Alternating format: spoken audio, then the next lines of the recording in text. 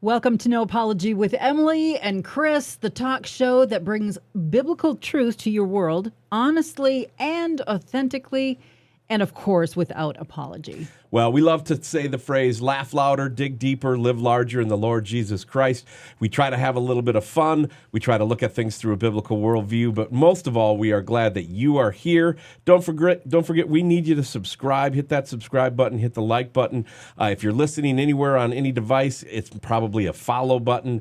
But that really helps grow this show. And brick by brick, my friend, this show is starting to grow. And I'm excited for what we got on tap today. It's going to be a good show. Journalist Nick Bryant is going to be joining us later. He is the founder of Epstein Justice. You're going to want to be here for that. Also, of course, Mike Shaw is going to be joining us with all his commentary and the world, what's going on in the world around us. And of course, right on, way off, my favorite part of the entire program every single day. But first, we are going to start out with not Christian news. I said that wrong. Global news, Christian views. And our top story today, Chris. Yeah. You have got this one. You would be able to see this if you had a monitor that actually worked. You would see that it was global news and Christian views. And the little graphic, if you're wondering, is that just typed out on paper and zoomed in on a phone with like a 12 font and using little colors? Yes. Yes, it is. Yeah. That's the funding we have for we were going to hire a monkey to paint it, but we couldn't even afford that. So yeah, monkeys are expensive. I don't know if you realize that. You know, Mike Shaw is much cheaper than a monkey. I'll just tell you that right now.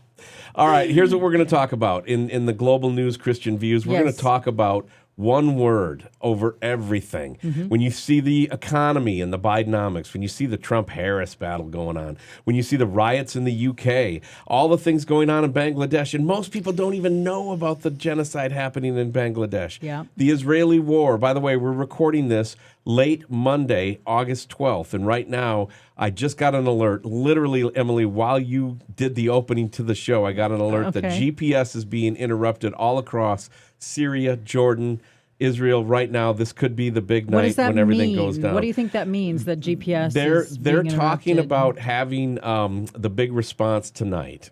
Okay. The big response from Israel from Iran towards Israel for the assassination of their Okay, because they've been threatening it for a while. Yes. But just kind of holding off, thinking it's going to make Israel sweat a little bit. But it's like, this is normal life for them. So in all of that, there's one word that continues to be at the forefront of everything. Yeah. And that is the word deception. True. We are living in an age of incredible deception. Now, if you go to Romans 1, it talks about giving over to a depraved mind. That's the kind of deception we're talking about. We're talking about people who you can't make this stuff up. Mm-hmm. Like, for example, Kamala Harris comes out and talks about, if I'm elected, I'll be able to put into place the things that'll bring inflation back. Well, why can't you do it now? You are the vice president. There's nothing stopping you. Yeah, we're going to have better border security. What a lie. No, you're not. How deceived do you have to be? Yeah. And I think of a quote by Thomas Sowell. And for those of you who Love are that guy. audio-only listeners, I'm putting it up on the screen right now, but let me read it to you. It is usually futile to try to talk facts and analysis to people who are enjoying a sense of moral superiority in their ignorance. Wow. Read that again. It is usually futile to try to talk facts and analysis to people who are enjoying a sense of moral superiority in their ignorance. Nice. And, one of the things that I laid out in my sermon yesterday was how the Muslim deception is going to just take over the world, and that when the Antichrist is revealed, the lawlessness is going to happen. But guess what's happening before that? What's happening before that? The spirit of Antichrist is allowing people to be deceived. They can't even see the forest for the trees. And I use 2 Thessalonians chapter 2, and this is going to kind of be our salvage by God teaching moment in the middle of global news and Christian views. Okay. And it comes in verses 9 through 11. It says this in 2 Thessalonians. I'm reading out of the CSB. Okay. And I should have never been a broadcaster. I went through speech therapy. That's not the only therapy. I went through speech therapy all the way through 4th grade because I could not talk. I had a really bad lisp. It was brutal. Yeah. And so sometimes the word Thessalonians is really quite the and it thorns can still be and brutal, thistles. but you're a lot better.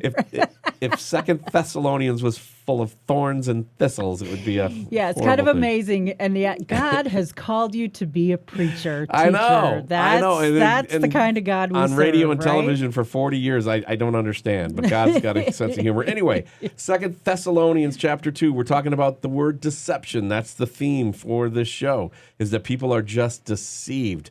And I can't wait till Nick gets on the show later. I want to talk about how come we can't have justice? Right. Why is everybody so deceived that we can't have justice? Anyway, verse 9, it says in 2 Thessalonians chapter 2, the coming of the lawless one is based on Satan's working, with every kind of miracle, both signs and wonders, serving the lie. The lie. Yes, and with every wicked deception among those who are perishing, they perish because they did not accept the love of the truth and so be saved. Verse 11, here it is, bada bing, bada boom, the big crescendo moment. For this reason, God sends them a strong delusion so that they will believe the lie. The lie. I'll add verse 12 just for spice here. Okay. So that all will be condemned, those who did not believe the truth, but delighted in unrighteousness. So when you slowly reject the truth, you are then slowly being given over to the deception. Yep. And if God does give you over, and he's starting to give people over, it's obvious God's giving can see people it. over. You can't stop what's going on. I'm going to give another example, and that is women's sports. A very common sense bill was put forward on the House floor, and I'm showing right now, the Women and Girls Sports Act. And it is 219 Republicans voted yay. There was only 219 Republicans present. 203 Democrats voted nay. There was only 203 Democrats present. And here's the thing. How deceived do you have to be to not look at that and see that there is something majorly wrong where political parties on both sides of the aisle many times cannot vote their conscience. They have to vote with the party. And here's the thing. The few Republicans that have had a conscience on some things, or the few Democrats that have had a conscience on some things, the party comes back and just makes it hard on them. Right, exactly. And so, when you look at it too, I mean, this is just the Women and Girls in Sports Act, okay? Right. This is every vote. This is every vote in both the House and Senate now. The same thing plays over and over and over again. It's orchestrated. Yeah. Like, how can you not look and see that this is completely orchestrated when the votes fall exactly the same way all the time? That tells you there's no free thinking going on. Right. There just isn't. So, No. yeah. Well, and the other thing that I really want to talk about in this little segment is how the use of AI to lie is becoming epidemic. And it's so bad that people can't even, they know that we know. Right. But they still do it. I'm going to show a clip that is AI enhanced. And this is for YouTube and Rumble viewers. I'm just going to let it roll. And what you're going to see, and for audio listeners, what everyone is about to see, is an airplane where Kamala Harris is about to step off. And there's nobody there. Yeah. But and is Waltz with her? Isn't he with her? I don't know. I don't even remember. If it's but it's after the Waltz announcement, and they then AI in this crowd, and it's just sad. It's just sad. And CNN will then show this on television, and people will think that it's real. Yep.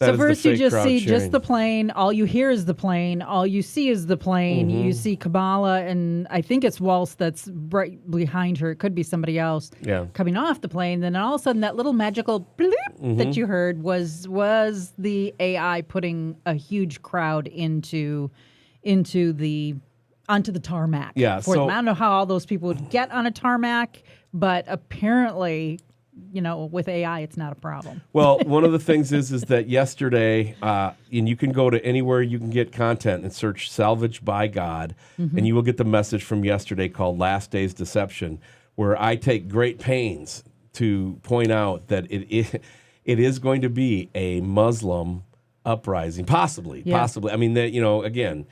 It's almost like they use the Bible to create their own lie, and nobody can see through it. Because that's really all Satan can do is take what's real and twist it and pervert it. And then we have to be able to discern that. It's just like that video that you just saw, that we just watched, Chris, It was the people who are familiar with using AI and digital surgery on things. They're like, look at the side of the plane. The reflection on the side of the metal plane shows no people standing on the tarmac. Well, and that's part of the problem now. We are getting into a point where AI is going to make everything not believable. Some of the Democrats who this has been pointed out to said, "Oh, you're just making that up." You know, Right. you can't talk common sense to people who, what did Thomas Sowell say? It's usually futile to try to talk facts and analysis to people who are enjoying a sense of moral superiority in Exactly. their ignorance. Exactly. Want to bring in Mike Shaw. Mike, you were not at church yesterday. You were actually preaching at a different church. That's right. But you had to take the video footage and upload it to Salvage by God, and I guess you got to see it. Oh, yeah. You know, what was the biggest takeaway? Because the topic is deception, and what can we do to not be as deceived as we seem to be as a human being culture right now? It's really crazy because we keep coming back to the same theme, which is if you don't want to be deceived in the last days, and does it feel like we're in the last days? Yeah. You want to be close to God. You want to be in your Bible. You want to study that Bible. Chris, you've made this point before. This is a point that I've made and other people have made before.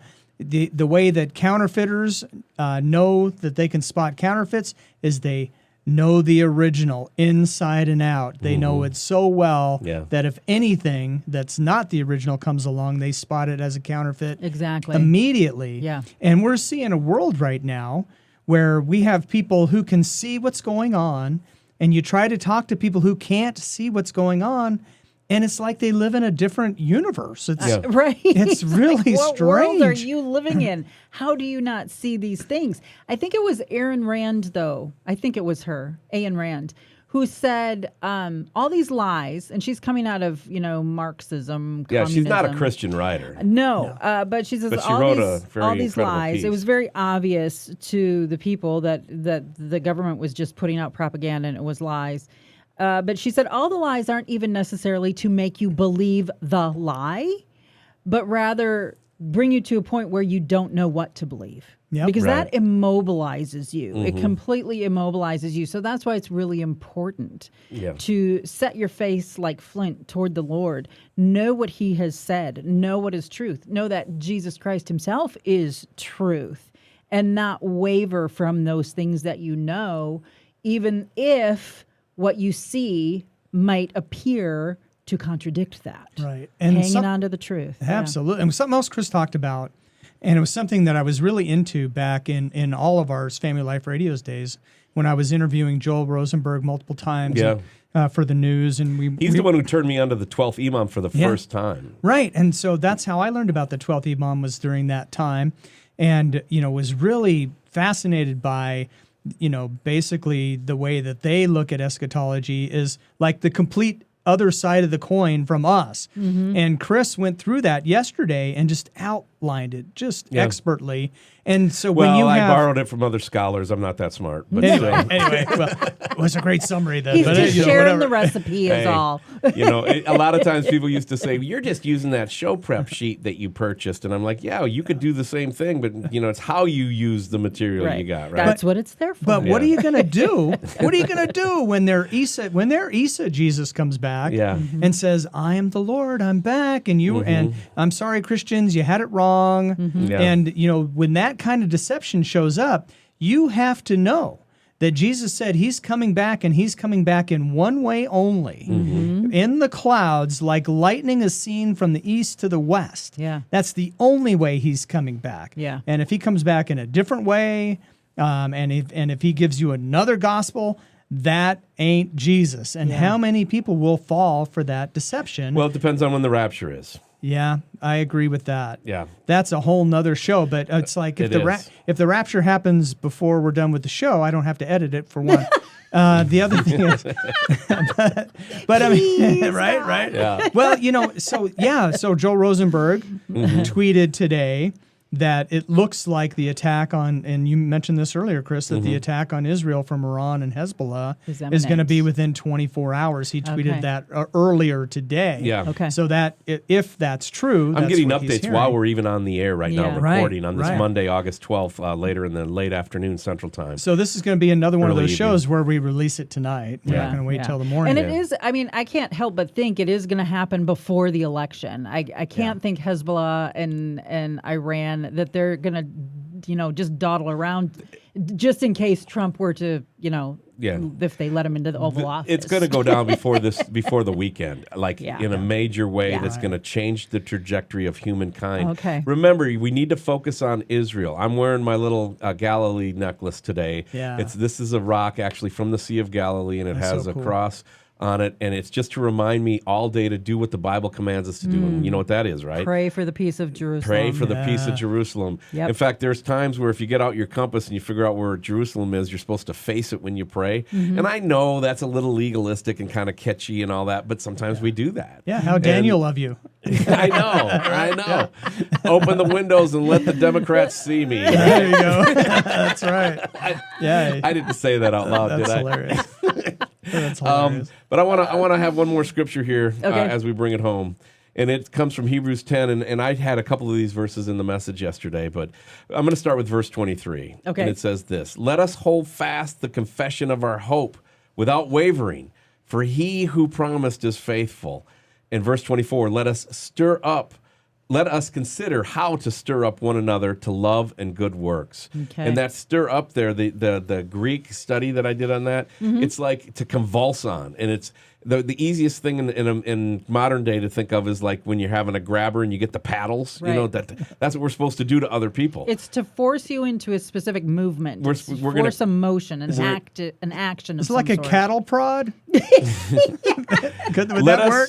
use cattle prods on one another to stir up love and good works. No, but the point is that we've got to get up on the horse and ride now. True. Today is the day, not Yep. tomorrow, not next month, not if he tarries, not after the election. Yep. It's today. Verse 25, not neglecting to meet together as is the habit of some, but encouraging one another, and all the more as you ready?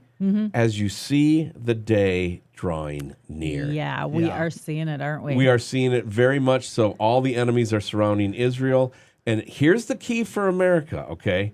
The Lord could tarry for a while and America could still face an incredible annihilation For sure. if we turn our back on Israel. And there was a report yesterday that some of the Israeli IDF, people have said that the Biden administration is literally sharing intelligence with Iran. And I would believe them. I would believe that as well. So now Israel's got to kind of, they got to play both sides now. Right. And their number one ally is still there. American planes are right now bombing different things. American Yes, institutions are that's going to be true. attacked in Iran and in Syria where we have certain troops. They're being attacked probably as we speak right now. Right. And so the American planes are there. That they've attacked some of the Houthi rebels. They've attacked some spots in Lebanon. They've attacked some spots elsewhere with Israelis side by side. But it's getting very tense. And there was a release from the White House today. Okay. And that was a joint release with France, with some others. And let me see if I can find it for Yeah, you. see if you can find it. I haven't been watching it as closely as you have, Chris, but in the previous show we were talking on this very issue, and the idea came that it's very, very possible that the United States defense of Israel will kind of be tongue-in-cheek. It'll be like we'll be smiling at them and nodding yes while we're, slapping them. You know what I mean? So in prophecy speaking? won't necessarily appear.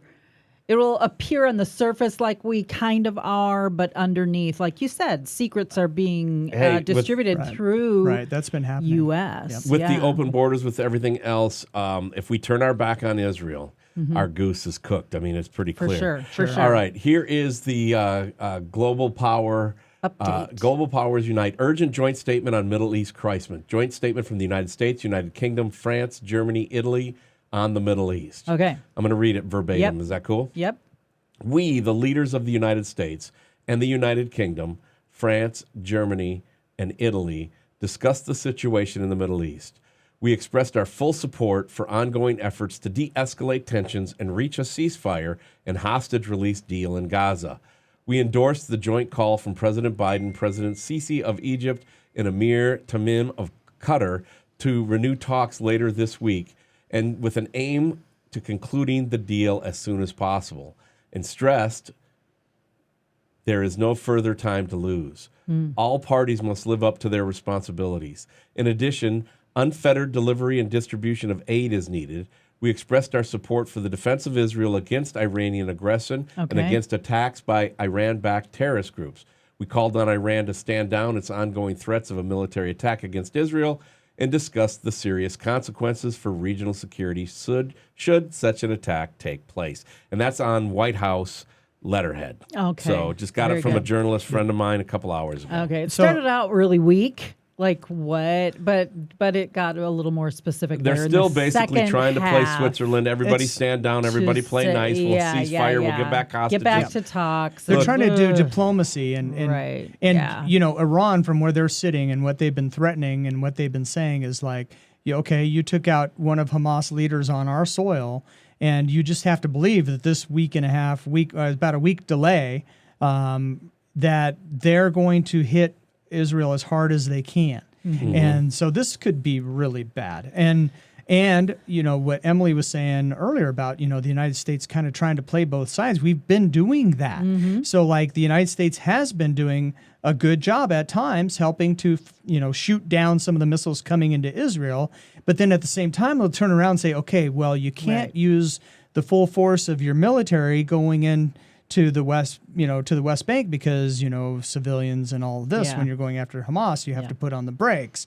And so we have been playing both sides of that. In fact, we've denied them some arms because of that. So, But we didn't see that type of doublespeak when Trump was in office. not at all. It was much more assured. It was much more finite. It was much more decided that this is who we're standing with, is Israel. And so, yeah, who sits in that Oval Office does indeed make a huge, huge difference. So we need to pray for the peace of Jerusalem. We need to continue to look at our country and ask that God would bless us. We're always supposed to pray for our leaders, and I'm the first one who says, do not pray for wisdom for most of these people.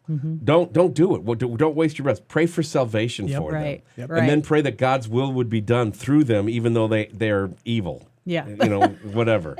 Do you follow? It's like I do, yeah. It's hard to verbalize kinda like because we're it playing sounds both so. sides. Yes, it sounds so harsh.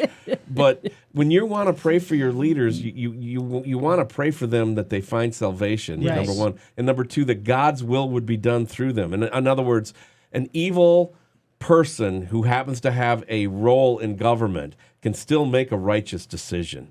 Yeah. God Right.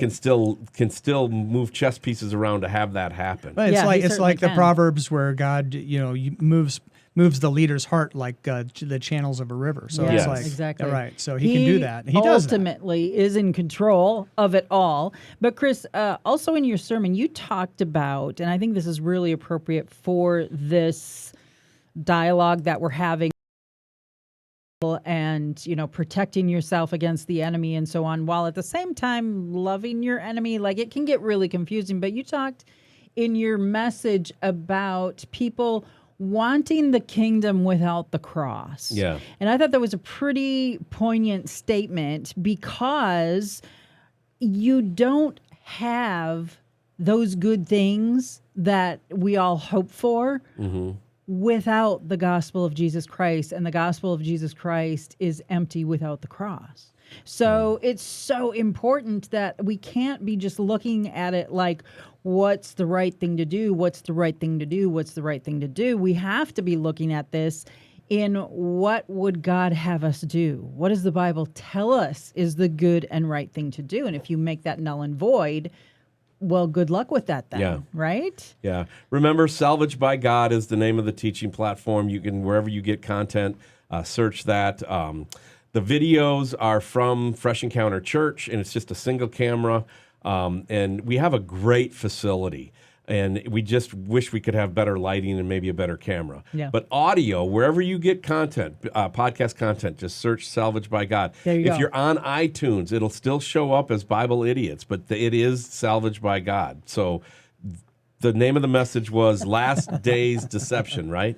Yes. Yep. Yeah, Sure Last was. Days Deception. Yep. Mike would know. It sure was. And You'd it think I'd know, but it's only been 24 hours, but that shows you where my brain's been all You'd think day. I know. Yeah. I sat in on the message. so even on iTunes, search Salvaged by God, but you'll see the Bible Idiots logo. Yeah, Right, yeah, right. It'll still get there. You're in the right place. Last Days Deception. Yep. And we only have a handful of people that watch it on YouTube, and I think a few more on Rumble. But either way, the point is that I believe sometimes God gives me these messages, and I write them to like strengthen myself. Yeah. And then I just share it with people, Right. because that's what I'm called to do. And I just like, hey, sometimes I don't want to run the ball on the football field, but if the coach calls the play that hands the ball to me, I try to get as many yards as I can. That's Yeah. kind of what's going on here. Right. Yeah. And when we were watching your sermon yesterday, I just got excited because I had kind of put the Islamic stuff in the back burner because, Trump got rid of ISIS and, things really seem to be tamped down. Yep. But we're and seeing it was so things. obvious that they could not be the religion of peace.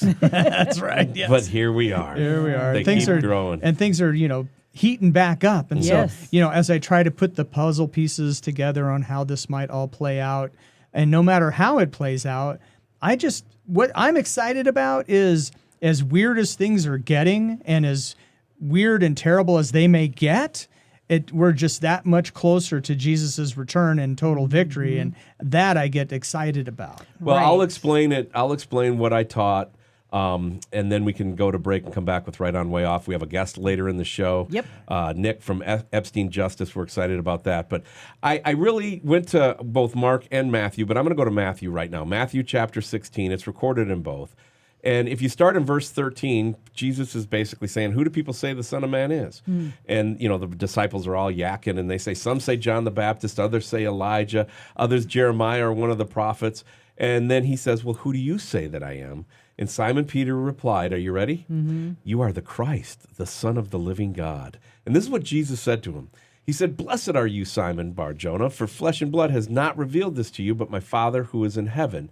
And I tell you, you are Peter, and on this rock, and he goes on, blah, blah, blah, blah, blah. But the point is that he knew that Peter had to have heard that from the Savior to be able to Right. say, this guy standing in front of me is the Christ, is the Messiah. Yeah. All right. Yeah. Then a few verses later, Jesus began, starting in verse 21, Jesus began to show his disciples that he must go from Jerusalem and suffer many things from the elders and chief priests and scribes and be killed, and on the third day be raised. And this is where Peter now he can't process this. His mind has been so branded that the Messiah has to be an earthly conqueror that this just doesn't line up. Right. So it says in verse 22, Peter took him aside and began to rebuke him, saying, far be it from you, Lord, this shall never happen to you. And what's he saying there?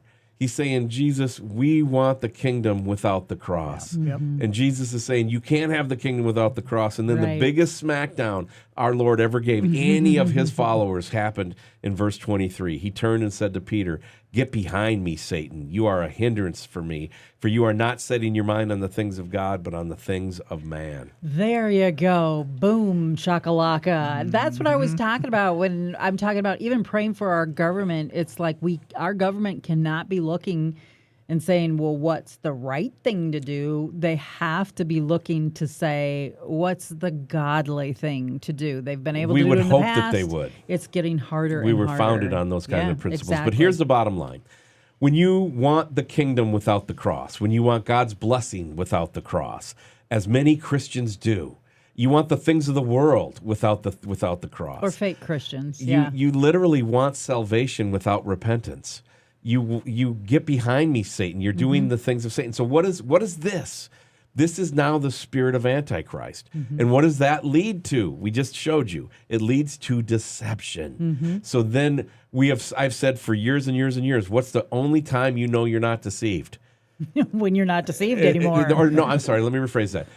When do you know that the only time that you were deceived is when you're not deceived Right, anymore? exactly. And there is a hallway outside of, on the second floor of Fresh Encounter Church, and this hallway is an old school hallway, and it has a light that is a skylight. Yep. But it's cut in the rectangular ways, just like all the lights that go up and down the hallway. And there's 2 switches, and one turns on one set of lights, and the other turns on the other set of lights. And so as the first 3 weeks I was here, and I got here in July 2 years ago, I would be leaving my office late in the evening or in the early evening, and I would shut off the lights. But this one light in the middle just stayed on. And so I'd go and hit other switches, and I kept looking at it. I never stared at it. I just glanced at it, and I'm like, that must be a security light. And I left. And so then it got dark one night, and I was over here probably at, 9:30, 10 o'clock at night, and it's actually dark out now. And I hit off the lights, and everything went dark. And I'm like, I must have figured out the security light. And I left.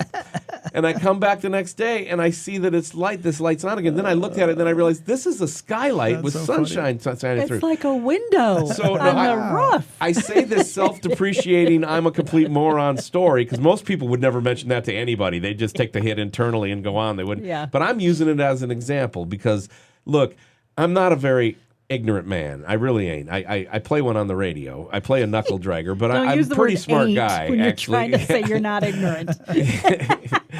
I have a knuckle dragging tendency. I get that. I'm just a regular guy in ways, but I'm not that ignorant, okay? No, you're not. But I want to use this as a story to show you that when did I realize it was a skylight? When was my deception over on that topic?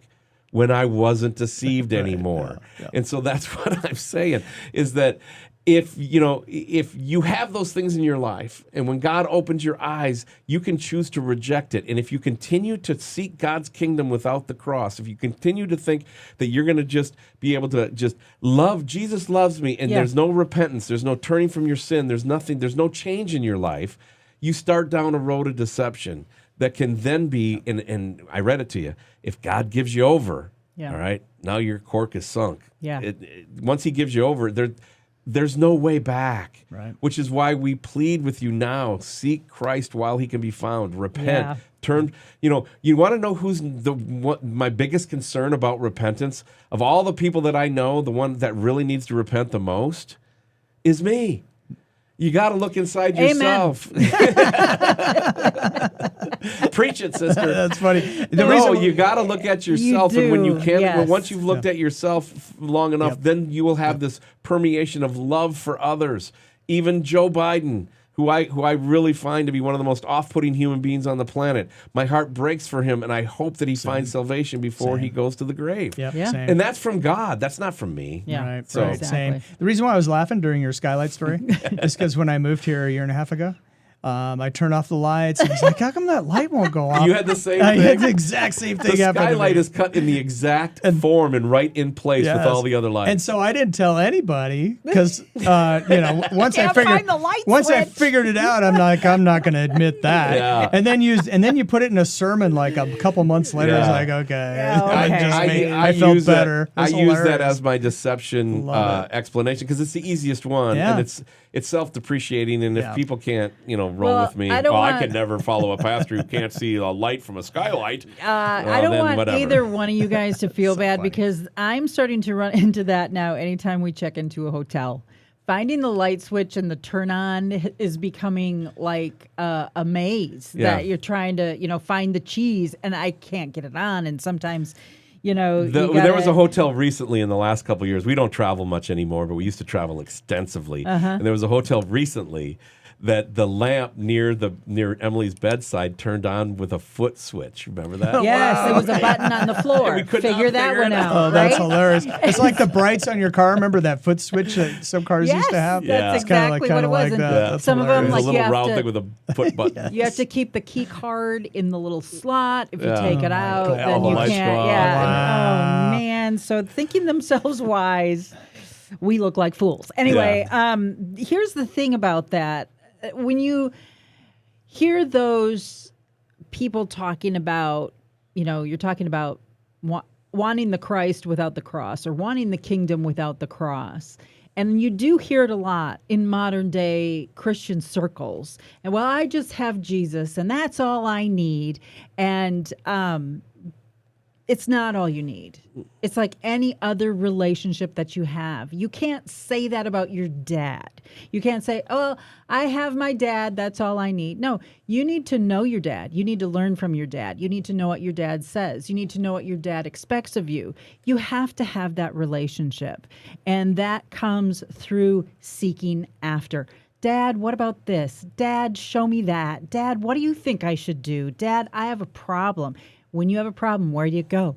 You go to dad. Yeah. And so you need that kind of a relationship with the Lord Jesus Christ. We're going to take a quick 10-second break. We're going to be back with Right On, Way Off, and we have a special guest coming up a little bit later. I almost said keep it right here. Where are you going to go? It's a recording. It's not terrestrial radio anymore. Hey, if you enjoy listening to No Apology with Emily and Chris, if you get any encouragement from it, please consider standing with us financially. Go to freshroadmedia.com and consider giving a wonderful gift today. It is appreciated. Welcome back to No Apology with Emily and Chris. We are so glad that you are along with us, and it's time for that special part of the show where Emily creates statements, and then she makes the rest of us decide whether we are right on with that statement or whether we are way off with that statement. And we've even gone to using paddles, and so you YouTube and Rumble viewers, you get a little bit of extra production. Yeah. But the audio listeners, we're just going to have to tell you what's going on. All right, Emily, where are we headed? I should put some pink unicorns on your paddle over there. Wow. Can we accessorize? You actually I had could. no idea. I can You put a could Seahawks your- sticker on here? Yes. You I can do mean, whatever if you want want to tell everybody you're a loser, Yeah. go ahead. I do that. Okay, I need to clarify as well. I don't create these statements. Okay. I find them in the hinterlands of the right. web. And then every time, do you know who said that quote? Yeah. Because I C.S. like Lewis. to embarrass you guys. Yeah, all right. All right. I once again I have can't be three undone statements. by what has been. Unburdened. Unburdened. Unburdened Yeah. by what has been. I like that. Whatever. He made it his own. I like it. All right. Here we go. Three statements. The first one, every high civilization decays by forgetting obvious things. Is that right on or is that way off? Chris, we're going to start with you, I guess, since you have your paddle up already. Yeah, we both put paddles up for right on. Right on. What do you think, Chris? I'm going to go with do not move the boundaries of your forefathers straight Ooh, out of that's the a good one. scripture. That's a good one. What it is, we fail to forget what history has taught us, and then or we skew what history is. And there's a meme out there, and I wish I had time to show it to you, but it's two guys standing there, and there's this huge outlet, you know, like an electric outlet, Yeah, like huge. And the guy's got a big, huge fork in his hand. And as he's about to put it into the outlet, the guy that's standing with him says, "Are you sure you want to do this? Others have failed miserably." And he said, "Well, they didn't do it the way I'm doing it." They didn't do it right. They didn't do it right. Yeah. And so that's the same what we're hearing with communism right now. Yeah. Look, communism is for like 135 in It countries. was actually And even tried here in the United States. yeah, and when the Pilgrims tried it, Yep. socialism, when they first got here, and they realized without incentive they could not survive. Mm-hmm. So they had to dump that idea just to survive. And so I am right on. Countries forget what's going on. They forget what their forefathers taught them, and then that leads to their doom, their destruction, their decline, whatever you want to say. All right. Mike Shaw, what do you think? Every high civilization decays by forgetting obvious things. You said that was right on as Oh, well. it is so right on. And all you have to do is look at history and all of the things that have transpired. Now, I like to concentrate on our own country because we were a church plant. And, you know, Basically, you know, yeah. and the Bible is so clear that, you know, blessed is a country whose God is the Lord. God is the Lord. And that's how we started. And we have been more blessed than any country in the history of the entire planet. Exactly. And we're losing it. Yeah, And we're forgetting that. why are we losing it? Because we're forgetting simple things, which is stay close to the Lord. Yeah, God will give you over to a depraved mind if you have certain lifestyles. Yeah, Says it. it's a theme show. Yeah, so it's like, don't do that. Quit doing that. Yeah. Because I like our country. I love it very much, and I'd like to, you know, have prosperity and low prices and be able to enjoy my life. But no, that's not going to happen. Yeah. But the good news is Jesus is coming soon. There you It's go. kind of like that angry junior high teacher she doesn't say it out loud, but her whole being is, my life is terrible and I'm taking you kids down with me. You had her too? Yeah. Oh, yeah. Oh, wow. I thought I saw you in the back. All right, Yeah, Emily. forgetting obvious things. I thought that statement would be a little bit harder for you because I was kind of like, well, but as I thought it through, that's exactly what happens. We forget the goodness of God. We forget what's really truly right. We forget to seek justice and love mercy, and then we start forgetting that a baby in the womb is still a baby, and a man is a man, and a woman is a woman, and here we are. So that was right on, and you guys get to guess who said it. I'm going to go with Pliny the Elder. Wow. Is that from a video It game? wasn't him, but that was a very good guess. Oh, was it That Pliny the was Younger? Was it Pliny? It was was not Pliny the Pliny. middle child. Oh, he's not recorded. He's in timeout still. Poor kid. I never heard of Pliny the middle child. it caused a Okay, lot of so Mike Shaw, you got to take a stab at it. Who do you think said it? I don't know. Let's see. Ronald Reagan. No, but both good good guesses. It was G.K. Chesterton. Oh, who sure. wrote Sure, that. of course, So, G.K. Yeah. An icon of the faith. So yeah, Intellectual. intellectual. Right. Intellectual with some strong faith towards the end of his life. There you go. But a lot of his really intellectual good- writings early on in his career were not necessarily Christian-based. He was almost what we would consider today to be a seeker. That's true. That's true. But later on in life, I mean, he wrote some really good stuff. That I mean, he's got classics. You see me over here nodding and going, yeah. Okay. So I don't read enough. I've never heard of this person. So. Yeah, you have to go. right. You have to go. shouldn't and, admit that, but and yeah. look them up because you'll find a lot of stories like on the BBC television and stuff, movies and stuff like that. Period pieces that are made that are based on G.K. Chesterton's stories. In 1910-ish, G.K. Chesterton, because that's the era he's from, he wrote something that has stuck with me, and I learned this early on in my academic career when I was a very up your young man. socks? No, What he was said it? that people will hijack words, and they're going to hijack the word humility and replace it with the word arrogant. And they did? And they did. A Yeah. humble man used to be somebody who stood firm and was not movable. Yeah, wasn't confident in self, but confident in God. And then he became Yep. arrogant, and they did. He used that They as made one that of many switch. examples of hijacking words, Yeah. and that's why whenever we go into, when we used to travel a lot, we don't anymore. But when we go into can't. these different cities, I would look for used bookstores, and because we could go and burn an hour and it didn't cost anything. Yeah. And we were always looking for a pre-1920 dictionary written by Noah Webster, because if you could get it pre-1920, you could get definitions that Right were out of the actually the Bible. original English definitions Yep. that went hand Or in they glove with the ruined Holy it. Bible. Exactly. And now they have. I mean, Yeah, Webster turned to God for his definition of words because he believed and knew full well that language was indeed a gift from Noah God. Webster's So- one of the greatest scholars and was the primary reason America rose to the absolute top, number Yep. one in every scholastic thing in the world for many, many years. In fact, when we were in elementary school, we were still number one. And by the time we were 10 years out of high school, we plummeted down into Yeah. the teens. And now we're out of like the top 50 industrial nations, we rank like 47th in Yeah. education. And to It's bring it just full sickening. circle, part of what they did was they started changing definitions of words Yes. Exactly. with this PC stuff. And then that turns into you can only speak this way, which then that means you can only think this way. Yeah. And, And, that's how and they the start fact to that control critical you. race theory and DEI and all that is the law of the land. Just even 5-6 years ago, I would have said you're crazy. America's never going to be that deceived, and yet here we are. Here we So are. It has to be God giving us over Yeah. to a depraved mind. There's no other explanation. Mexican American Studies in Tucson, Arizona. I did a lot of stories on that when it was Yeah. going on. And we knew then that they wanted to export it to the country, and that was the forerunner of CRT. Yeah. We Yep. should do that on the show sometime. Yeah. Just kind of do a history lesson. Yeah. Yeah, why not? G.K. Chesterton saw it all back at the turn of the century. I wonder if people thought he was a conspiracy. No, they probably What's just the accepted word? him as an intellectual guy Yeah. who they Yeah. could, They did. they could They read did. along with Soren Absolutely. Kierkegaard and, and all they the still other ones. do. They still do. Okay, let's right. move on to statement number 2. Okay. Jesus did not call his followers to defend Christianity. He called them to defend the poor, the marginalized, the oppressed, and the hurting. Is that right on or is that way off? Are your paddles ready? I'm ready. And gosh. let's go. Up.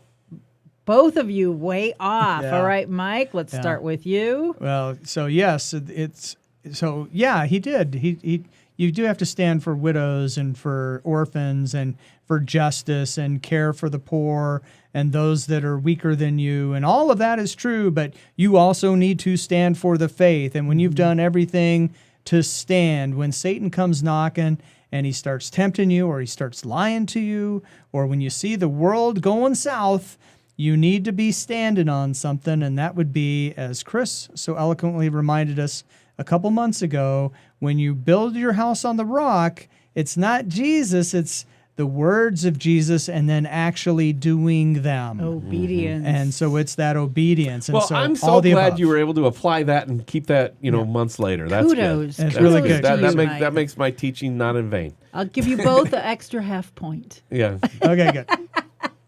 Well, I want to hear what Chris's answer is because All right, I teed Chris. it up for him. Well, yeah, right. All right. You both said way off. Chris, why did you say way off? What's the question? Statement again? Jesus did not call his followers to defend Christianity. He called them to defend the poor, the marginalized, the oppressed, and the hurting. Although that has a ring of truth to it, it is that slightly counterfeit because Jesus called us to go and make disciples and share the gospel with Nice. all creatures. That's what he called us to do. Yeah. And he calls us to love our enemies. He calls us to take care of the widows and the poor and the orphans among us. He calls us to do a lot of these things, but it's through the love of the changed heart, the flesh heart that we've been given from the heart of stone. And that always goes back to we are called to go and make disciples and share the gospel. And in that conversion, that's when those things rise up. Jesus is the new covenant. His blood as our substitute is what it's all about. Yeah. And that allows us then we can't accept anything less. We have to take care of the widows. We have to take care of the orphans. We have to, pray for the enemies who persecute us, and we got to love them. And that's hard to do. Yeah. Sometimes I'm praying for my enemies because the Bible verse says God will then heap coals on them.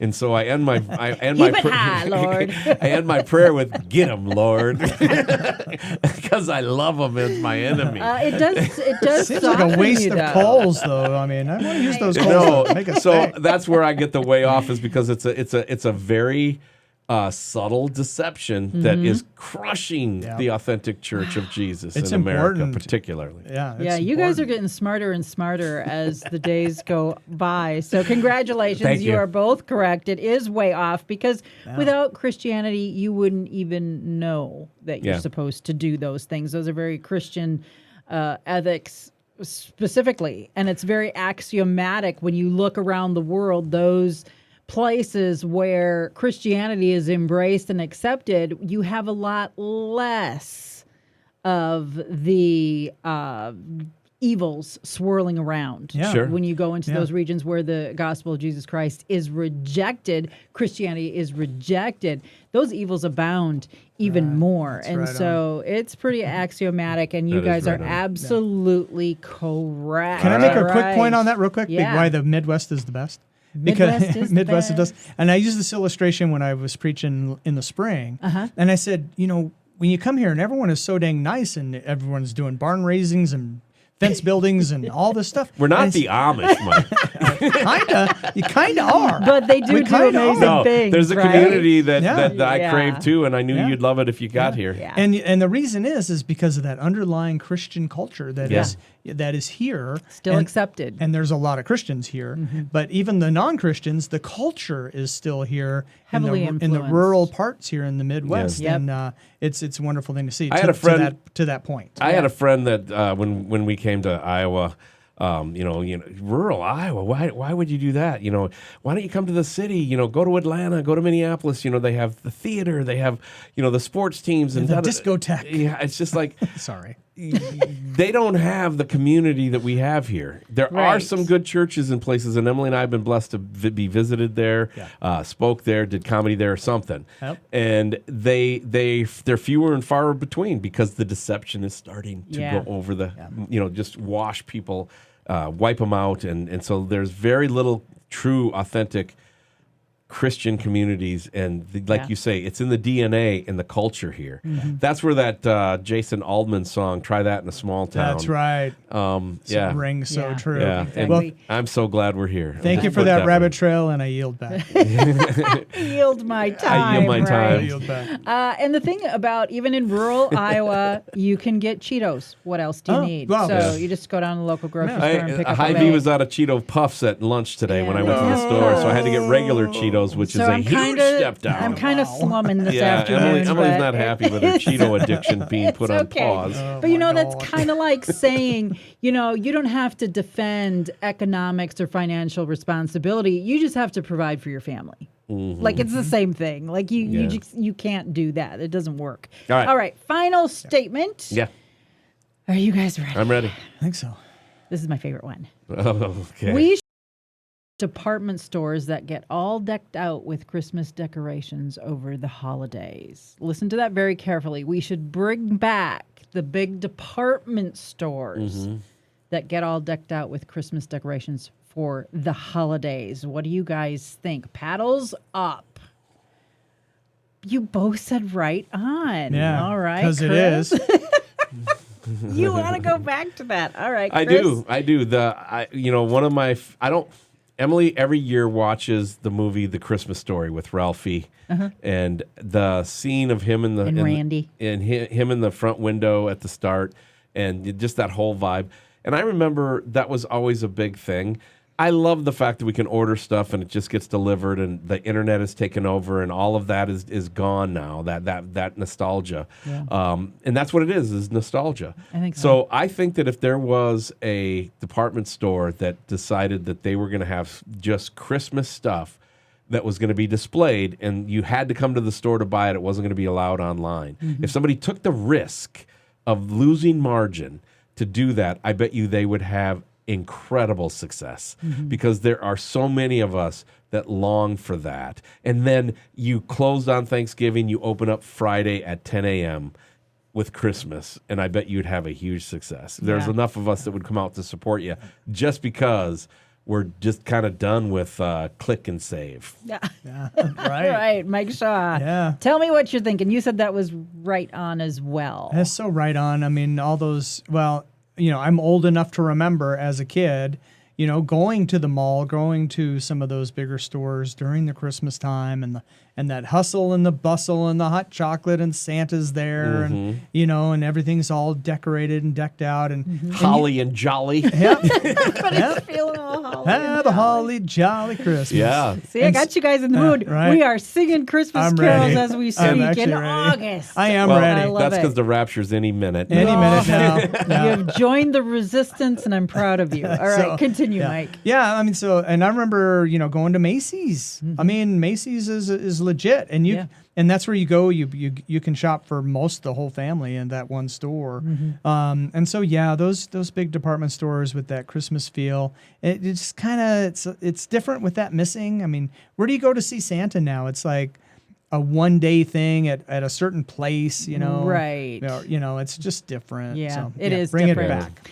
Yeah, going back Any to smells of beer and bad sausage. It's just not the same anymore. Hey, they didn't said happen back they then. said they wouldn't hold it against me, and they'll hire me back next year.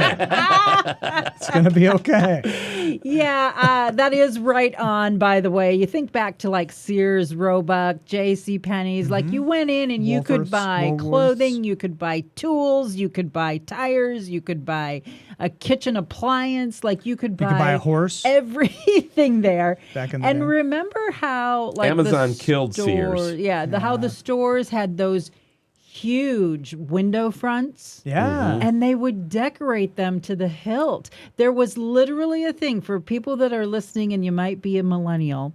There was literally a thing called window shopping. Yeah. You didn't even go in the stores, and the kids loved it just as much as the And parents. malls kind of brought that to an end, and then Walmart Yes. on the edge of town even heard it more. And but yeah, I just think that even in a mall, if like say a Macy's or something just said, "Hey, we're going to decorate to the nth degree for Christmas," and only some of these Christmas items can be bought in the store. They're not going to be allowed online. And in fact, they don't even publish it online. They just let people know that it's happening. Yeah. I bet people would flood to it. Yeah, I don't know. I do. I I think think you're there right. was. I think there was Big risk, but I bet it would happen. I think there was something about being out in the cold, fresh air that Yeah. people Yeah. loved. Yeah. And I also And Main Street was awesome. You know, that's the thing. Like, we're not going in to buy something. We're window shopping. But when you were window shopping, you were figuring out what you were going to buy. You know what I mean? So then the malls kind of killed that. There's nothing outside of the mall that people can just walk and enjoy.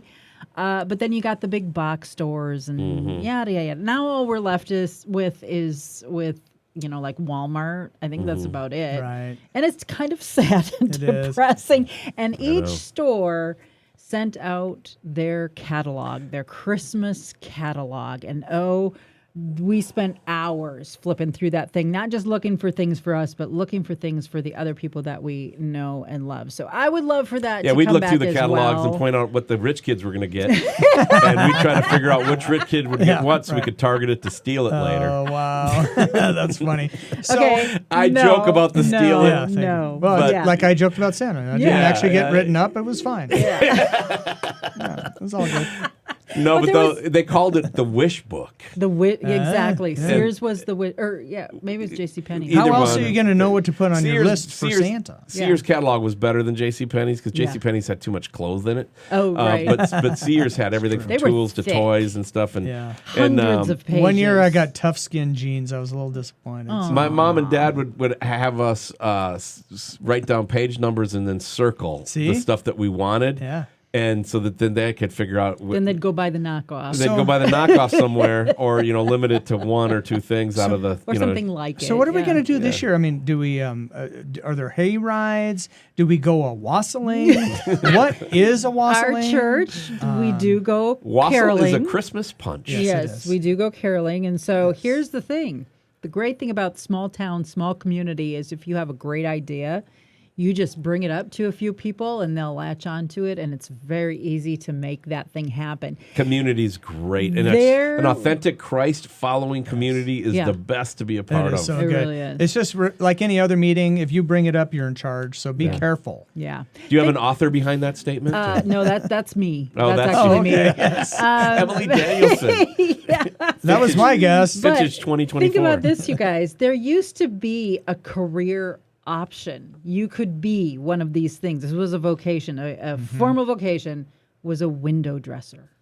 yeah. Oh, Think yeah. about that. Like, what a great job Yeah. to Yeah. get paid to go in and set up and Now, create now a they're- beautiful picture. those same people are now called web developers. That's right. I was thinking the same they thing. are. Graphic designers. Graphic Yeah, designers, they do the yeah, graphic same people. design. yeah, Interior working their decorator. way to a heart attack. Or very Well- soon. they learned to code. Remember Right, that? Learn to code. exactly. Something about real life, though, is much better than what you see on a screen. Yeah. So, all Hey, right. Nick Bryan is standing by. He is a special guest. He's part of EpsteinJustice.com. Yes. And Nick Bryant is a guest that Emily booked. And so we're very excited to have him join us. He's right around the corner here on No Apology with Emily and Chris. Thank you so much for being a part of this broadcast. Hey, if you've been enjoying No Apology with Emily and Chris, I want to invite you to like, subscribe, allow notifications, tell your family, tell your friends. Let's help get this podcast out to as many people as possible. And thanks for joining us. We would appreciate it here at No Apology with Emily and Chris. Welcome back to No Apology with Emily and Chris. It is a variety talk show with a Christian worldview, and we are so glad you're with us today. And Emily, we have a special guest on the line. Been looking forward to it for a little while now. Nick Bryant joins us. Nick is a journalist, has been for a while, but he's also the founder of Epstein Justice. We've talked about that organization on the show before. And so, Nick, thank you so much for taking a little time joining us today because we want to find out more about what you do. It's great to Well, yeah, and for me, it's exciting to have a real journalist I on. know, right? For those familiar with the show, I rail against the fake journalists hard because, and to have a real journalist who does real journalistic work with real danger, it's a privilege to have you on, sir. I'm so proud of the work you've been doing. Well, thank you. Thank you. So, okay, let's start out with you've been a journalist for a while, but along the way, it seems like a lot of your work, a lot of your writing, really turned toward corruption, like in government, law enforcement, and it appears like you really just kind of have a heart for children and those trapped in human trafficking. How did that whole focus really come about for you? I started my career, my writing career, basically as an academic. And I wrote a number of papers and a book about lower socioeconomic children in America. The book was published in 1996. It was called America's Children Triumph for Tragedy. And I looked at lower socioeconomic children through the prism of growing up below the poverty threshold, growing up without health care insurance, growing up without proper education, growing up without proper nutrition. Mm-hmm. And I showed that there was a blight in our country, that there's tens of thousands of children that are going to be deprived. And one of the studies that I used was conducted by Dr. Greg Duncan. I believe he was in Michigan State at that point, where he looked at children that were born at low birth weights. And generally, if a child is born at a low birth weight, it's because the mother hasn't had prenatal care. Mm-hmm. And a child born at a low birth weight and subjected to 5 years of continuous poverty is going to have if they're white, they're going to have an IQ of 90. If they're black, they're going to have an IQ of 85. So these things interlock in the development of our children. And I was doing this when I was working at the University of Minnesota, and I left Minneapolis in 1995, 1996, and I came to New York. I decided that I wanted to pursue a journalism career here. And I'd done journalism in Minneapolis, and I liked it. I liked it better than academic writing. And I moved here, and I'd been here for about 7 years, and I was an editor at a magazine said to me, pitch me dark stories. And I said, well, how dark? And he goes, dark. I had written about serial killers before. I'd written about Hell's Angels before. And those are dark. Those are very dark. And I'd interviewed the boss of the Lucchese crime family. So he just kind of pegged me as a guy that dances in the dark. Okay, so then what happened? Yeah, because we're about to get to where Epstein comes in. Right. What happened was, I said, I just kind of threw my arms up in the air. I said, Satanists, Nazis. I mean, what do you want? How dark do you want it? And he goes, Satanists. And so I had a simple plan. And whenever anybody says they have a simple plan, it's going to get complex. Yeah. I thought I'd meet some Satanists. I go to one of their masses, and then I'd read an article, and then boom, that would be it. But I came across some documentation about a cult that was into the occult, that was seemingly busted trafficking children in Tallahassee, and it's in my book. I managed to get a U.S. Customs report on the whole affair, and these guys were busted in this park with these 6 ragamuffin kids, and they were from Washington, D.C., or they lived in Washington, D.C. They were part of a cult called the Finders. And the D.C. had sought them in a murder investigation and some other unsavory things, and they executed a search warrant on the warehouse, the Finders warehouse, and they came across like child pornography and all kinds of horrific stuff. And then the CIA quashed the entire investigation, and I was just stunned by that. Yeah. It's right. I put the whole U.S. Customs report in a book. I ultimately wrote a book called The Franklin Scandal that talks a little bit about that, but gets into another network that I found that was similar. But it was jarring. That document was pretty jarring to me. I'd been through a lot of stuff in life, and but I'd read a lot of books, but there was no paradigm there for me to say, well, How do you justify as a government entity stuffing that? I mean, what did they tell you when they stuffed all that?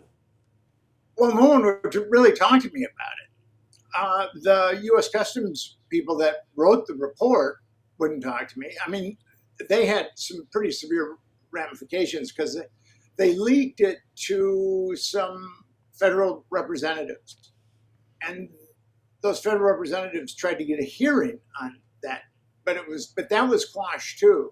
And there was an academic in Madison, Wisconsin, who said that he'd been following this cult for a long time, and he had the skinny on. He was interviewed by the Washington Post, and I called him, and he said, "No comment, no comment, no comment." Click. So, oh man, wow.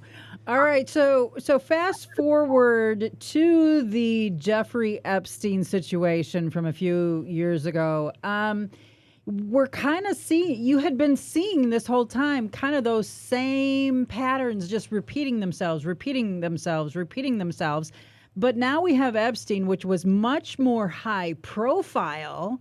And yet, did you see the same things repeating themselves as well, where things were just quashed, hidden, never talked about, and just brushed aside? Absolutely. I ended up writing a book called The Franklin Scandal about a network that was hooked up to CIA assets and blackmailed people.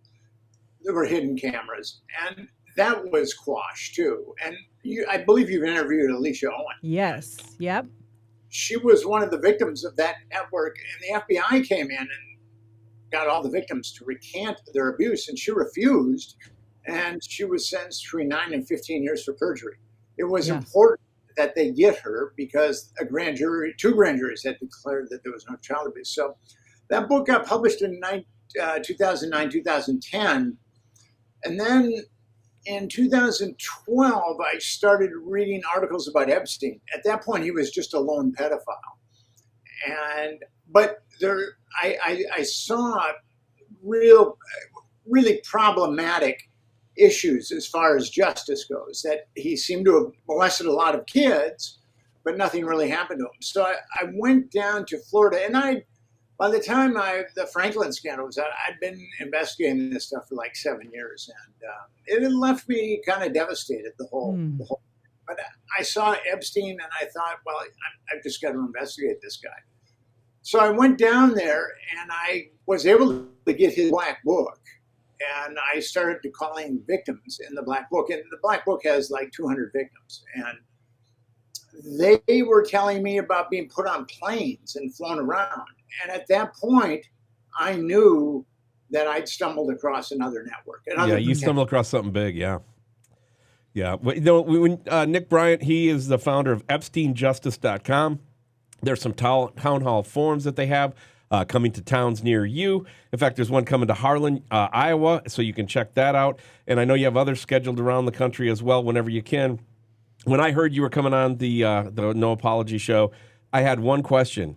And this is why I'm excited that you're here, because I want to be able to ask somebody that has credibility this one question. And you have credibility, sir. So here it goes.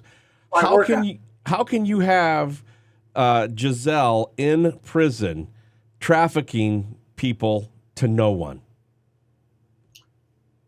Well, that is the cover-up. You've got a trafficking conspiracy. There were a number of conspiracy counts in Ghislaine Maxwell's indictments, but no one else was arrested. So that obviously shows that, and it's really heartbreaking to a certain degree, because our federal government is covering up child trafficking. I mean, I saw it in the Franklin scandal, and I'm seeing it with Epstein, and it's really heartbreaking, because the government should not do a lot of things that it does, but it definitely should not cover up child trafficking. That should just be a baseline decency. Well, and it's like we can't get our minds around that our government could possibly be this evil. It has to be bad actors in certain departments. It can't be the whole government's behind this, but yet at the same token, how can Maxwell go to jail for trafficking kids to nobody? Well, the amount of, I do believe that it's a dark, malignant corner of intelligence. But that dark, malignant corner has a tremendous amount of power. When the Palm Beach Police Department had interviewed 5 victims, they went on record 5 underage victims of Epstein's, but they knew of 17 more, and they were going to indict Epstein on 5 counts of child abuse. And then that case was taken away from them and given to a very corrupt grand jury. Now, I don't know if your listeners know how the machinations of grand juries, but a special prosecutor is chosen to show evidence to grand jurors who are just people that have shown up for jury duty. And grand jurors have so much power. They call the witnesses and they show the evidence. So they can get the grand jurors to basically indict anybody. There was a New York Supreme Court judge that said special prosecutors have so much power over grand jurors that they could get them to indict a ham sandwich. Yeah. So these Florida authorities had 23 victims, knew about 23 victims, and they called 2 of them, and that grand jury documentation has been released, and they were just skewered. I mean, there was a girl that was 16 years old that had been molested by Epstein when she was 14, and they were calling her a prostitute. Just mind-boggling stuff. Wow. And both the victims that testified had been molested by Epstein as minors, but that grand jury didn't indict Epstein on any counts of child abuse. It indicted 1 count of adult pandering.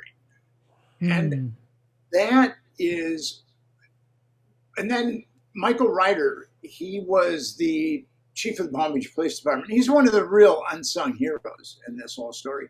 He went ballistic. What was his name again? Michael Ryder. Okay. Of what police department? Palm Beach Police Department. Palm Beach. Yeah, go ahead. Keep going.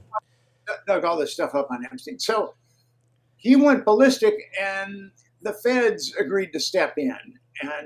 And at this point, the feds had like 33 victims, a list of 33 victims. I've got the list. And the U.S. Attorney for the Southern District of Florida was Alexander Acosta. Mm-hmm. He was told that he had to stand down from prosecuting Epstein because Epstein was intelligence and it was above his. Now, constitutionally, there's only 2 people that can tell a U.S. attorney to stand down. One is the president, one is the attorney general. That message can be delivered by a minion of the president or the attorney general. But so that emanated from a very high position. And that's what enabled Jeffrey Epstein to molest children for another 14 years. Wow. Wow. Okay. So I got 2 more questions that I want to get off. The first one is why. And then the second one is I want to get into what can we do about it? Because it feels like such a big, awful thing. We feel powerless as individuals, powerless as the church. So the first question, why? Why? What's the end game for all these cover-ups? What are they trying to accomplish? I think blackmail is pretty apparent. Okay. All of Epstein's homes were wired for audiovisual blackmail. And he was a blackmail artist. And I saw that with the Franklin scandal. There was a U.S. congressman named Tim Burchett who came out in December, and I'm really glad that one of these guys finally said this because I've been saying it for 22 years. He came out and he said, my colleagues are being compromised in honey traps and motels. A federal congressman said that.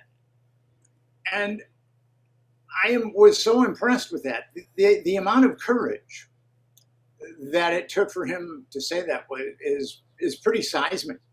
Yeah. It's blackmail is an old game. It's not in politics. It's not something new. The technology is much better, but the founding fathers have been lauded with hagiographies, but they had their foibles. Alexander Hamilton was having an affair with a a young woman who was 22, I think, and was married. And a muckrake journalist outed Alexander Hamilton for having that affair. And that muckraker, Alexander Hamilton and Thomas Jefferson were very antagonistic. They did not like each other. So the muckraker thought that Jefferson owed him an appointment in his cabinet. And when Jefferson didn't do that, the muckraker outed Jefferson for having sex with one of his slaves, Sally Hemings. And he produced a number of children. And actually, that's been corroborated by DNA. Okay. So it's really you get these people into places where then you can hold power over them. And these children and these women and these men who are being trafficked, they're just the pawns being used by these individuals wanting to gain power. So how do we, as individuals who don't wield a lot of power in our culture, what do we do? Because honestly, like, I don't know anyone who would disagree or deny what you're saying, and yet we really don't know how we can make an effectual change in this whole big monster. What are your thoughts on that? That's why I started Epstein Justice. I've been involved in the anti-trafficking world for quite some time, and I've spoken at a number of large conferences. The National Center on Sexual Exploitation puts out it has an international summit every year, and I've spoken at 3 of those. Mm-hmm. But I was stunned when the anti-trafficking community didn't really want to do anything about Epstein. They didn't want to touch it, and I thought to myself, how can people actually consider themselves to be anti-trafficking when there is such an egregious example of someone who's been trafficking? Epstein trafficked kids for like 25 years. Mm-hmm. And ultimately, I formed Epstein Justice. We need a vehicle, and we need Americans to congeal. Most Americans are aware that the government covered up Jeffrey Epstein. Mm-hmm. When you have a disease, there's 3 phases of it. There's awareness, there's acceptance, there's action. And with our town hall forums, we're going to create awareness and acceptance. And then at that point, it's going to be action. And we're having town hall forums all over. So we're going to build up an infrastructure. And Americans really have to come together on this. We know that something is wrong with our government. We all know that something is really gone right. The congressional approval rating is 13%. That means that 87% of Americans do not believe that their Congress is working in their best interests. Mm-hmm. And this is something we have to, a government that's covering up child trafficking, who's ever responsible for that has to go. I mean, then we can start anew.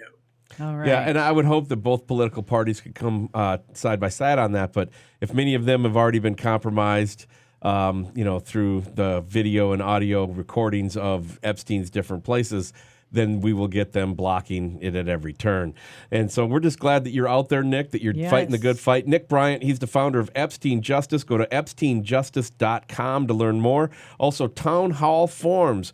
It might be coming to a town near you. And for those of you who happen to listen to this show or view this show that live near Harlan, Iowa, there's one coming up in this community. And so the idea is to get back to a spot where you can then take action. And so, Nick, thank you for coming on the show. Yeah. Any final thoughts you want to leave before we say goodbye? Well, I'd just like to tell your listeners that this has gone on far too long. And as Americans, we really need to purge this from our government. And I think at that point, we'll start to see changes within our body politic. Yeah. Yeah. Awesome. Yeah. We as individuals need to start coalescing and start coming together under a banner of putting an end to it. So thank you again for your work. Thank you again for joining us today. And God bless. That's all I can say. God bless you. I'm just really excited about the guest that we're starting to have come on our show. Again, it's always under the umbrella of trying to push for truth. And Emily, you were very instrumental in that particular guest, and Yeah. it's something that you've been following. So now that the interview's over, what are you thinking? Yeah, it's a huge topic. I mean, what bigger topic is there? Seriously. And so I just want to encourage people who are listening, do not be discouraged. We talk about these things because we do have an eternal hope. This is not our home. And so get into God's word. Yeah, fight to not be Yes. deceived anymore. Do not be deceived. And those- Do not let yeah. the world swallow you up. We can pray for the people around us and be informed about what's really going on. And remember, Jesus said, I am the way, I am the truth, and I am the life. We can hold fast to him, know what he has said. His word's right there. Open it up, read it, let him speak to you each and every day. And we will see you back here again next week on No Apology with Emily and Chris.